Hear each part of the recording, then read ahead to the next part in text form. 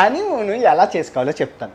ఇప్పుడు పెళ్ళైన కొత్తలో నిజంగా తేనె చంద్రుడు ఉంటారు.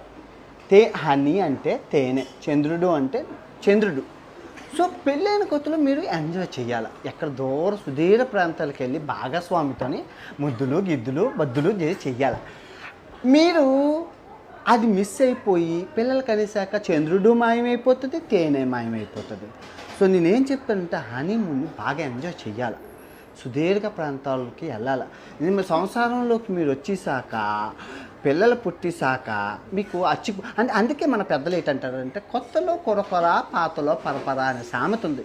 కొత్తలోని అంగులు పొంగులు అప్పిప్పాంగుడు పియాంగుడు ఇవన్నీ ఉంటాయి. ఆ తర్వాత పెళ్ళి అయ్యి పిల్లలు పుట్టేసాక చంద్రుడు మాయమైపోతుంది, తేనె మాయమైపోతుంది, ఇవన్నీ సరసాలు మాయమైపోతాయి. మర్చిపోకుండా హనీమూన్ని సూపర్ డూపర్గా చేసుకోండి, ఎంజాయ్ చేయండి, మిస్ కాకండి హనీమూన్ని. పోయిన హనీని పోయిన చంద్రుడిని మళ్ళీ మనం తీసుకురాలేము.